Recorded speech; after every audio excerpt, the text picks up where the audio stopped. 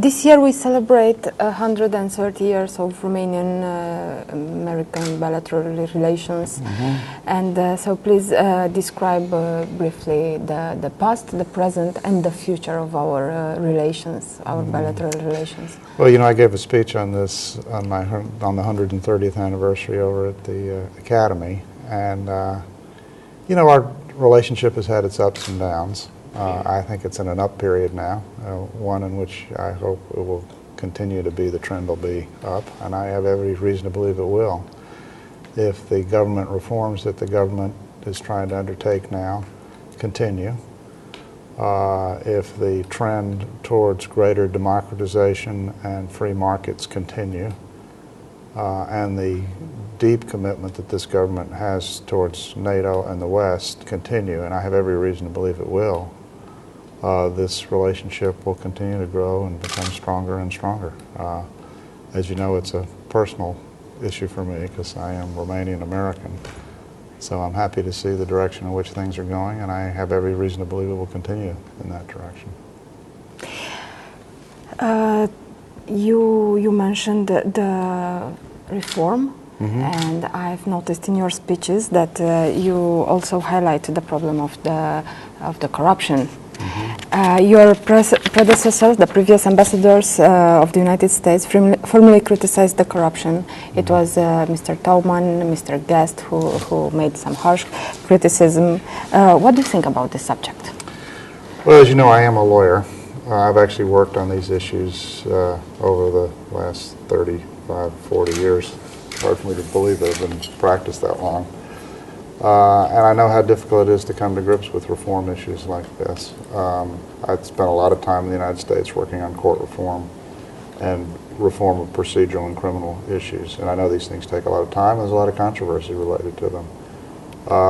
I think that there are very serious reformers in this country right now at all levels of your government. And as long as there are people like that committed to it, and you and the press keep the focus on this issue, I think the trend is going to be in the right direction. I spent earlier this week a whole morning with the judges, young judges who are very committed to changing the judicial system here, and I came away very enthusiastic about and optimistic about where things were headed. So I was, and as you probably saw, I was very happy to see the Chamber of Deputies pass these 4 bills, pieces of legislation earlier this week, and that was a very good sign, I thought.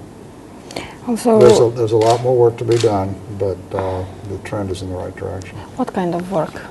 Well, I think the biggest problem right now is reforming your judiciary, is to encourage a group of judges to step forward and run for CHSMA and to begin to implement the new criminal and civil codes in a way that meets the spirit of what these codes are about, which is to create efficient and fair justice in the system. But you still need people who will make decisions and make them reasonably quickly in the system. It's, you know, you've proven that you have the capability to arrest and prosecute people. You have not yet proven you're able to convict them fairly and quickly, and that's, you have to have all parts of the machinery have to work, and that's the part that needs the greatest attention.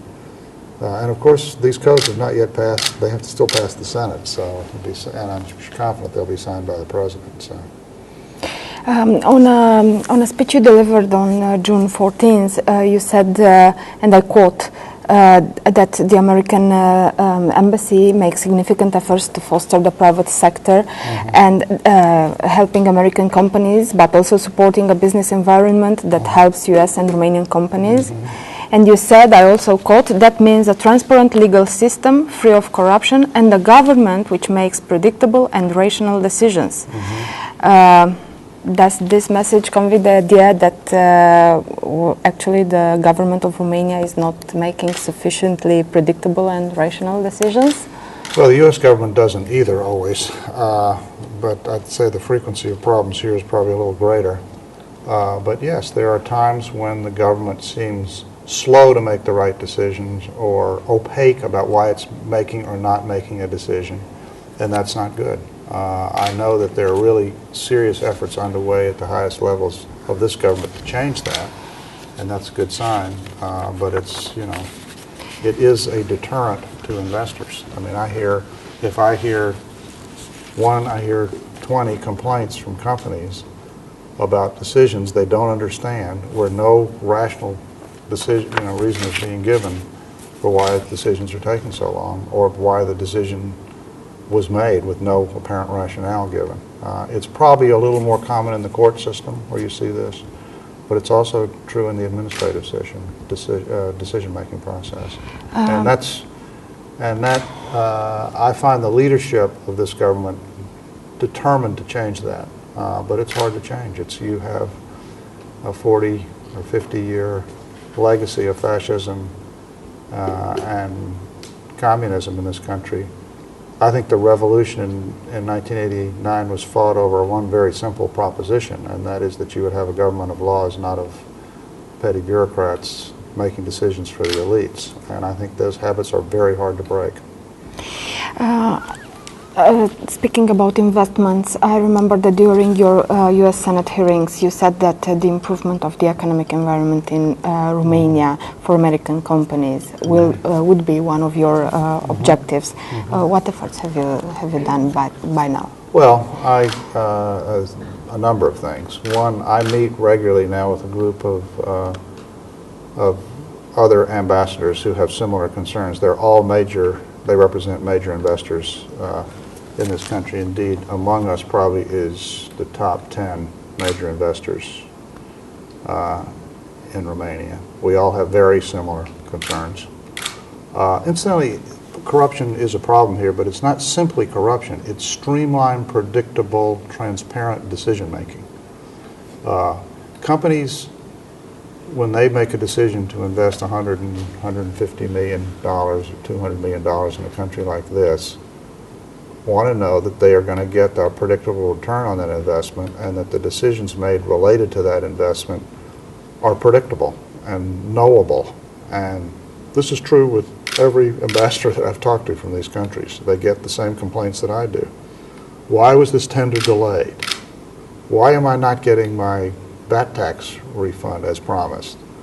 Why am I not getting state aid when I've filled out all the forms, Why is it so difficult to apply and comply with the structural firm fund applications, It's not all venal. Sometimes it's just incompetence. Sometimes it's the fact that the people who are making the decisions don't and have never had to do it before.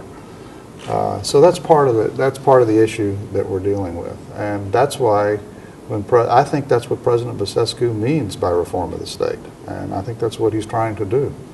But he can't just do it unilaterally. He's got to get it through the parliament. These are changes in the law and changes in the way the system is operated. It requires changes in the statute. I mean, you have no equivalent in this country, for example, of the Administrative Procedure Act. In the United States, if a company applies for a tender or gets state aid or tries to get a tax refund of some sort, you have a court process that is predictable, and if some bureaucrat is sitting on it for no reason, you go to court and you make it happen. You don't have the process, and you don't have the court system yet that will allow that to happen. That's got to change. And that's why I focus on the issues that I'm focused on.